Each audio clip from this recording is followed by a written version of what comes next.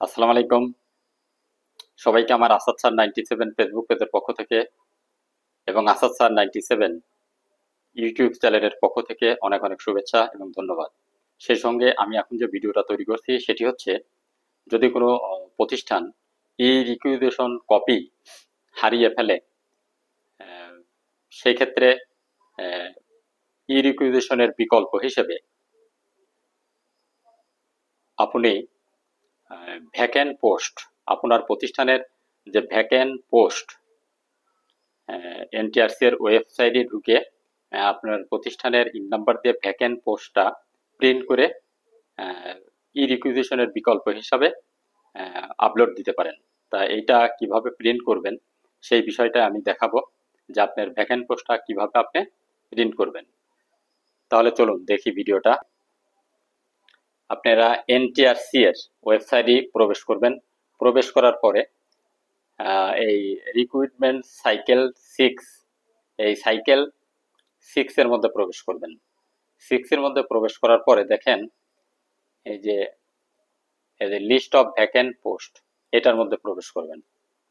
এটার মধ্যে প্রবেশ করার পরে এই যে বাম পাশে আছে সোর্স 1, এখান থেকে ইনস্টিটিউট অফ ডিস্ট্রিক্ট, তারপরে এই যে চোজ ডিভিশন, এখানে ডিভিশন সিলেক্ট করবেন। আমি ঢাকা ডিভিশন সিলেক্ট করলাম। তারপরে এখান থেকে জেলা সিলেক্ট করবেন। আমি রাজবাড়ী জেলা সিলেক্ট করলাম। সিলেক্ট করার পরে আমার স্কুলেরটাই আমি দেখাই। দেখেন এখানে ইন নাম্বার লিখবেন প্রতিষ্ঠানের 11-33-53। দেখেন ইন নাম্বার লেখার সঙ্গে সঙ্গে আমার স্কুলের যে 3টা পোস্ট আমি চাহিদা দিয়েছিলাম এই রিকুইজিশনে, সেই 3টা পোস্টের তালিকা কিন্তু এখানে দেখা যাচ্ছে।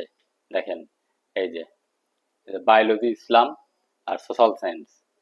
তাহলে আপনারা ই রিকুইজিশনের যে সমস্ত প্রতিষ্ঠানের ই রিকুইজিশন হারিয়ে গেছে, খুঁজে পাচ্ছেন না, আপনারা এই ভ্যাকেন্ট পোস্ট ইন ইনস্টিটিউট এই অপশন থেকে এনটিআরসি এর ওয়েবসাইটে প্রবেশ করে এই ভ্যাকেন্ট পোস্টের এই অপশন থেকে আপনি আপনার স্কুলের বিভাগ, জেলা এবং ইন নাম্বার সার্চে ইন নাম্বার সিলেক্ট দিয়ে আপনার এই ভ্যাকেন্ট পোস্টে যে যে তালিকা আছে এগুলোই তো আপনি ই রিকুইজিশনে দিয়েছিলেন, চাহিদা দিয়েছিলেন। তো এই পেজটা আপনারা প্রিন্ট করে ই রিকুইজিশনের বিকল্প হিসাবে ব্যবহার করতে পারেন। প্রতিষ্ঠান প্রধান প্রিন্ট করার পরে প্রতিষ্ঠান প্রধান দিয়ে সত্যায়িত করে ই রিকুইজিশনের বিকল্প হিসাবে এই পেজটা আপনারা আপলোড দিবেন। অবশ্যই প্রতিষ্ঠান প্রধান দিয়ে সত্যায়িত করে নেবেন। এখান থেকে আপনারা এইভাবে আপলোড দিতে পারেন। দেখেন এখানে এসে যে উপরে 3 ডট, এই 3 ডটে ক্লিক করবেন। ক্লিক করার পরে যে প্রিন্ট অপশন আছে, দেখেন এখানে এই যে প্রিন্ট, এই প্রিন্টে যাবেন। প্রিন্টে যে এই দেখেন এটা প্রিন্ট করবেন।